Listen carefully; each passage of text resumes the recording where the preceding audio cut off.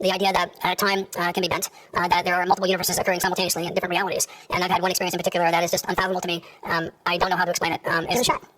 Okay, I'll give it a shot. This is a very deeply personal experience to me, but I was going to the Evergreen State College. I had a drug enforcement administration license.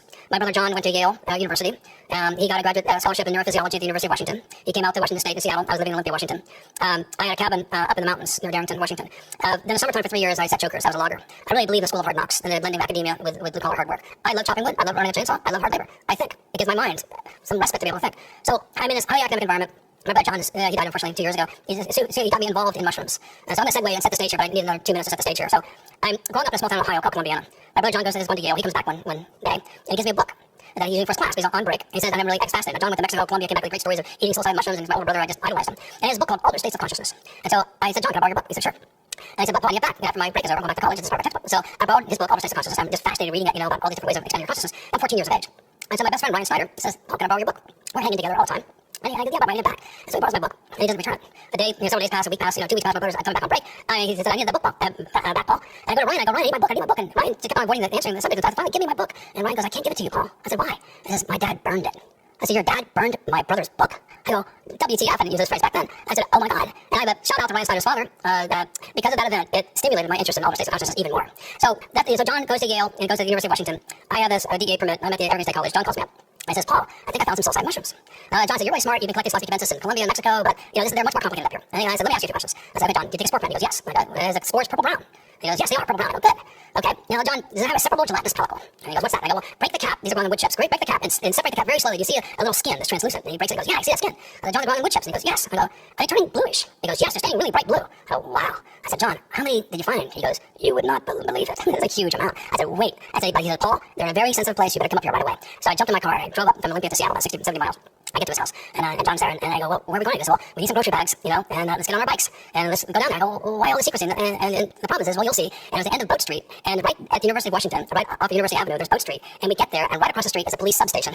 So we're there, and there's an eruption of this mushroom. There had to be 10,000, 30,000 mushrooms, I don't know. It was about 50 feet by 30 feet, with all been mulched with wood chips. There was an eruption that picked up, trash and, debris that picked up 6 inches with solid mushrooms. There were mushrooms everywhere. And to this day, I've never seen so many mushrooms in one concentrated area. So we waited till the police cars went away, and we're kind of idling there, and then the police cars would go away from the substation. We start picking mushrooms, and we fill up a grocery bag or two, and then the other students were walking by, what are you doing? Oh, nothing, and then eventually, it's fine for everybody, so it was like pretty good. Everyone's just all hanging out as a little group, like at the bus stop, right? We're not really waiting for the bus, right? We're waiting for the police cars to go away, and then we pick all these mushrooms. So we got 8 or 10 grocery bags full of these mushrooms. It turned out to be a new species called Psilocybe stuntzii, named after a new species. New species. New as in hadn't been discovered before. Hadn't been described in scientific literature before. So you picked a mushroom that no one knew existed before. Well, hadn't been described scientifically. We had known about it for about 3 years, but this is the largest eruption, and from that collection became part of of a type collection that anchored the species taxonomically. So I think some of the specimens still exist in herbaria around the world because it's the reference standard. So we go back to the house, and it's like we got to dry them. So we lay out newspapers, and the whole newspapers were just covered with mushrooms. And so that night, we just about 4 guys from Yale, all neurophysiology, all scientists on scientists track them, and let's eat them.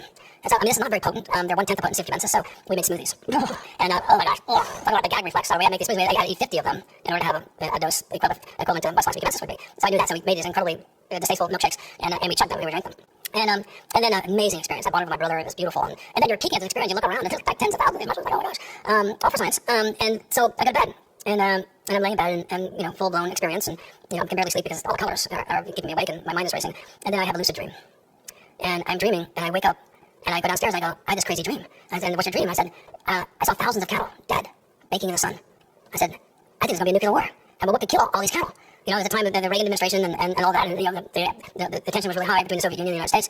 And they said, and they were joking with me, saying, oh, well, okay, what's gonna happen? I know I was in Olympia, and I needed to rush up to Darrington to stay in my cabin because my books were up there, my manuscripts up there. I need to save my research.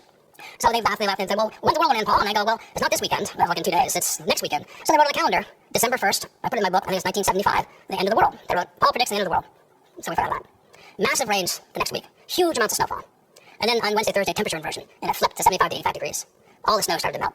All the rivers were flooding, and my little cabin was right next to this river that would swell from morning to night. It would go up 6 feet just from the snow belt, because it was very close to the volcano and the glaciers. I said, oh my gosh, I lose my manuscript, all my research, I need to get there. And so I'm watching the news, and the roads are being closed, so I go through Rockport, Washington, the back way in order to get back to my cabin. I get to my cabin, and the bank eroded about 10 feet. I was only about 10, 12 feet away from the river now. My cabin was on the verge of falling into it. I got my manuscript, I got all my books, I rescued all the material I had, but I couldn't get out of there because the roads had been closed. And so I had to wait 2 days, and the roads then opened up, and I drove out of the valley into Snohomish Valley, and I went around the bend. And there, the sun is a brilliant sunny day, a warm day, and there floating in the fields were hundreds and hundreds of dead cattle. How do you explain that? I entered, I think, into the multiverse. Woo!